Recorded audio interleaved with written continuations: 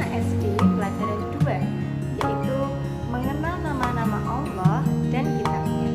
Nah teman-teman, apakah kalian tahu jika Allah memiliki nama-nama yang indah dan yang agung, di mana nama-nama itu disebut dengan Asmaul Husna?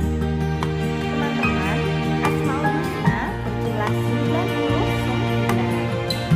Jadi dalam pokok bahasan kita kali ini, pelajaran 2, kita akan belajar 4 Asmaul Husna, yaitu Al-Hayyu, Al-Qayyum, Al-Qayyum, dan Al-Ahad. Mari kita bersama-sama menghafal dengan cara yang mudah, yaitu dengan melibatkan mata kita serta tangan kita. Yuk kita bersama-sama. Al-Mumit. Nah, mumit itu merem ya, Allah yang maha mematikan. Kemudian Al-Hayyu, matanya melek, artinya adalah Allah yang maha menghidupkan. Kemudian yang ketiga Al-Qayyum, artinya Allah yang maha mandiri. Dan Al-Ahad, artinya Allah maha esa. Esa itu artinya satu ya anak-anak. Nah setelah itu, apakah kalian sudah hafal? Yuk kita ulangi sekali lagi ya. Al-Mumit, Allah yang maha mematikan. Al-Hayyu, Allah yang maha menghidupkan. Al-Qayyum, Allah yang maha mandiri. Dan Al-Ahad, Allah yang maha esa.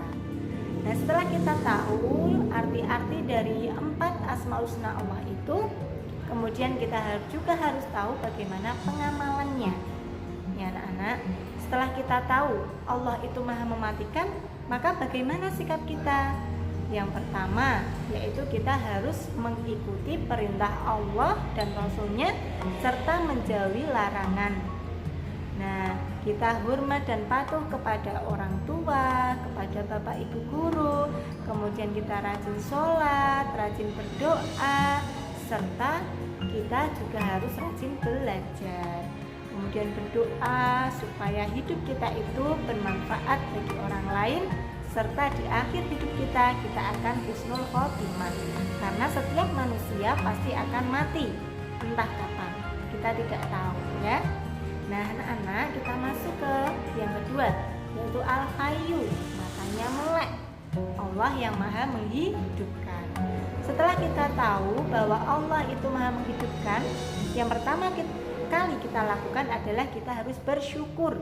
Kita diberikan kesempatan, waktu untuk menghirup nafas tanpa membayar sedikit pun ya.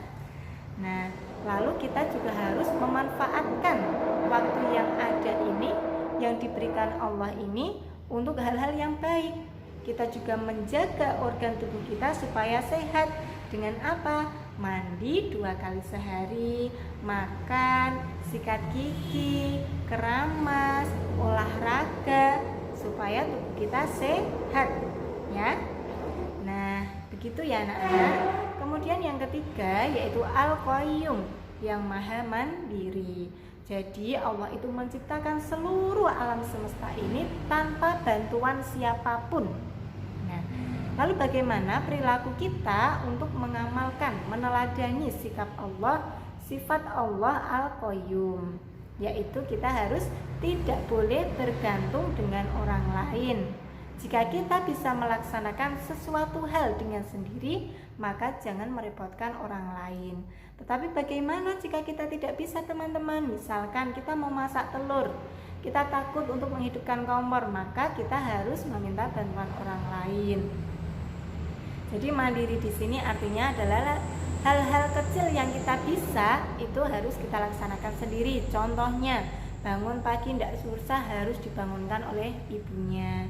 Mandi sendiri, makan sendiri, merapikan tempat tidur sendiri. Karena orang yang mandiri adalah orang yang hebat ya.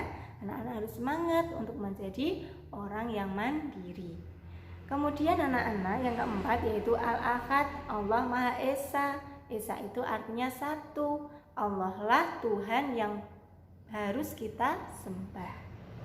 Lalu bagaimana perilaku pengamalan kita? Jadi kita harus menyembah Allah, karena Allah lah satu-satunya Tuhan yang wajib kita sembah. kemudian kita berdoa kepada Allah, tidak berbuat syirik. Syirik itu artinya percaya dan memohon kepada sesuatu hal yang lain selain Allah. Nah, begitu teman-teman tentang mengenal nama-nama Allah. Selanjutnya tentang mengenal kitab-kitab Allah akan kita bahas di sesi berikutnya ya teman-teman, supaya teman-teman paham dulu tentang keempat Asmaul Husna ini. Yuk kita kembali mengingat Al-Mumit, Maha mematikan, Al-Hayyu, Maha menghidupkan, Al-Qayyum, Maha mandiri, dan Al-Ahad, Allah Maha Esa. Terima kasih teman-teman semua sudah menyimak, semoga bermanfaat. Wassalamualaikum warahmatullahi wabarakatuh.